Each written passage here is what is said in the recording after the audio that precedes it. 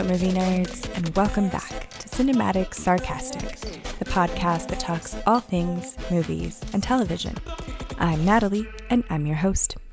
On today's episode, we are going to talk Vengeance, the movie that just came out this year. It's taken me a little bit to get around to watching this film, but I just finished it and I wanted to talk about it.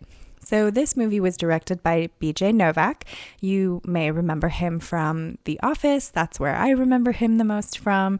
But the movie also contains Ashton Kutcher, Boyd Holbrook, who just starred in The Sandman, as well as many, many other fairly larger named people. Now, reviews for this movie are, I would say, positive, which I found a little bit surprising. I found myself kind of Googling reviews for this midway through watching it. The very beginning of the film for me was very dry.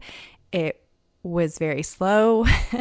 It was not what the title, I guess, suggested or what the trailer suggested the movie was going to be about. I mean, you title a movie Vengeance, I'm expecting there to be kind of, I don't know, more to it.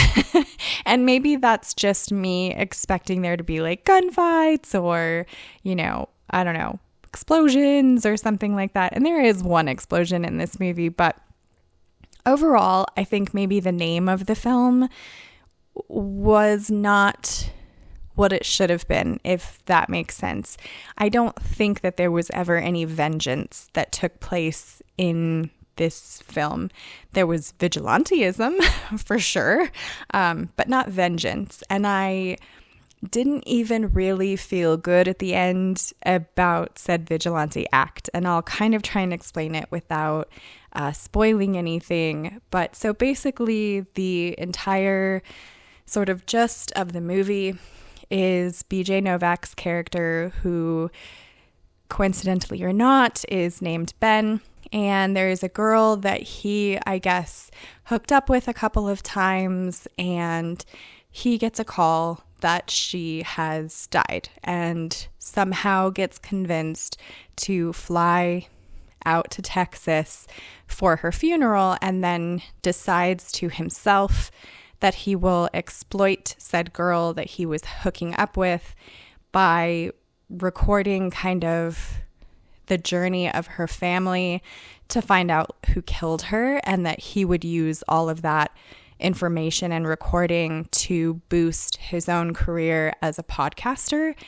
The overall vibe of Ben's character in this very much reminded me of his character from The Office. Self-centered douchebag is the best way that I can frame that. And I didn't really see his character changing or growing at all. And that was the part that stood out to me the most in this movie, is I feel like as the story kind of progresses, I think you're meant to believe that he kind of is more understanding or has more appreciation for this girl that he hooked up with a couple of times. But in the end, his actions really just kind of proved that he was still a self-centered douchebag, like kind of still looking out for himself. And it's framed in the movie in a way that I feel like the audience is meant to take what he does as he's doing the right thing. But I didn't think so. And the entire movie, I've never been to Texas. Let's just put that out on the table. I've never been to Texas.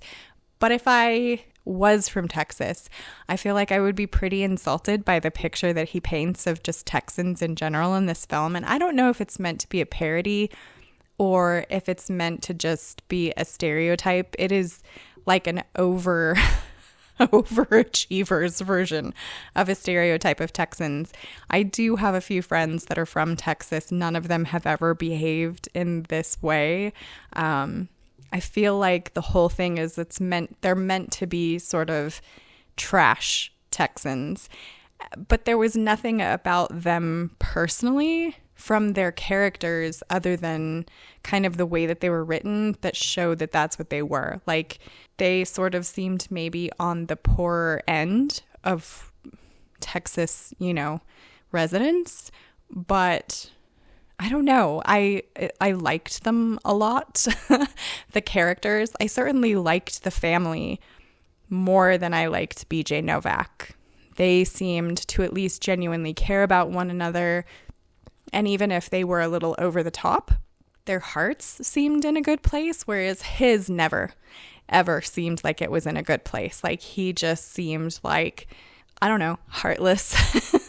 Heartless, what can I get out of a thing kind of guy. And so that was my disconnect for the movie in general. Like, I feel like if BJ Novak's character had been written a little bit differently, or had come into it maybe a little less exploitative, that I probably would have really liked the storyline a lot better, because I feel like there was something there, right? There was like a heartfelt undercurrent of what was going on, of like, just be connected and feel things for your fellow person, and like do the right thing, and don't leave someone really, in their hour of need.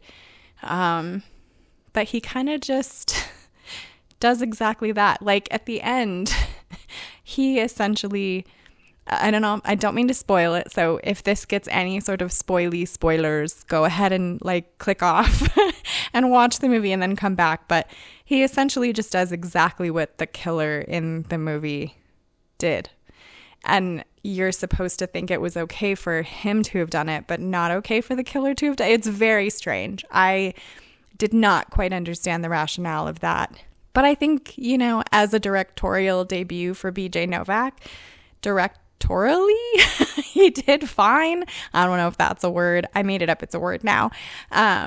He did fine. The movie overall was fine. I'm not a 100% along for the ride with the writing of the characters overall, but the general story and kind of what goes on in it, I think is fine.